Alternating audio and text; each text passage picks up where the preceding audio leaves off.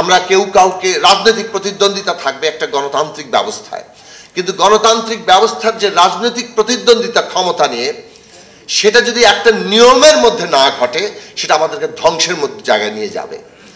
সেই উপলব্ধিটা রাজনৈতিক পার্থক্য সত্ত্বেও রাজনৈতিক শক্তির মধ্যে থাকা দরকার। যদি রাজনৈতিক পার্থক্য সত্ত্বেও এই ঐক্যের জায়গায় আমরা একমত হতে না পারি, তাহলে বাংলাদেশ আমরা এই জায়গাটাতে পৌঁছাতে পারবো না। ফলে ঐক্যের জায়গা হচ্ছে এই নয় যে সবগুলো দল এক হয়ে যাবে, তাদের মতাদর্শ বদলে ফেলবে, কিংবা তাদের রাজনৈতিক যে কর্মসূচি তারও সব একাকার করে ফেলবে। এইসব পার্থক্য হয়তো থাকবে, কিন্তু বাংলাদেশের ক্ষমতা ব্যবস্থা কোন নিয়মে চলবে সেই প্রশ্নে ন্যূনতম ঐক্যের জায়গা বাংলাদেশের তৈরি করতে হবে। না হলে এই বিরাট যে আমাদের সামনে সম্ভাবনা, তাকে আমরা বাস্তব রূপ দিতে পারবো না। এবং সেইটার জন্যই দরকার বাংলাদেশের সংবিধানের ক্ষমতার একটা ভারসাম্য এবং জবাবদিহিতা প্রতিষ্ঠা। এই ভারসাম্য এবং জবাবদিহিতা প্রতিষ্ঠা করার জন্য যা যা করা দরকার, সত্যিকার ভারসাম্য এবং জবাবদিহিতা কাকে বলে, এই 5টি পয়েন্ট অত্যন্ত জরুরি। সেই জায়গাগুলো আমাদের তৈরি করার জায়গায় যাওয়া দরকার। সরকার কয় বছর থাকতে পারবে একজন প্রধানমন্ত্রী? 2 টার্মের বেশি কোনো প্রধানমন্ত্রী বাংলাদেশে থাকতে পারবে না। এই প্রশ্ন রাজনৈতিকভাবে উঠেছে, কিন্তু এর যে আরো একটু তর্ক আছে এখনো, কিন্তু সেই তর্ক চলবে, কিন্তু সেই তর্কের ন্যূনতম ঐক্যর জায়গা দরকার। বাংলাদেশের সাংবিধানিক প্রতিষ্ঠানগুলোর নিয়োগ কারা দেবেন?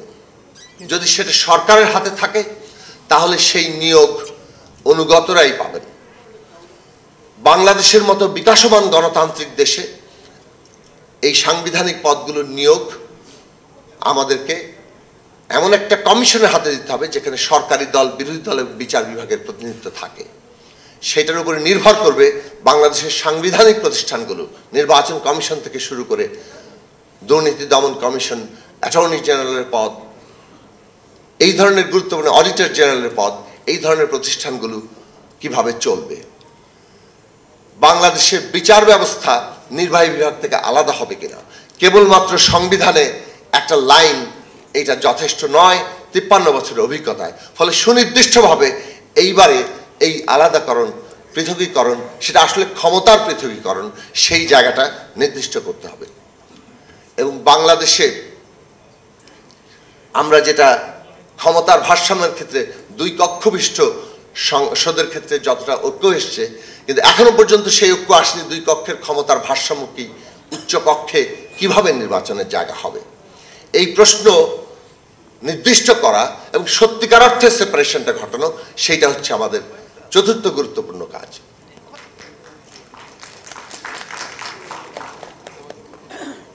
এবং সার্বিকভাবে বাংলাদেশের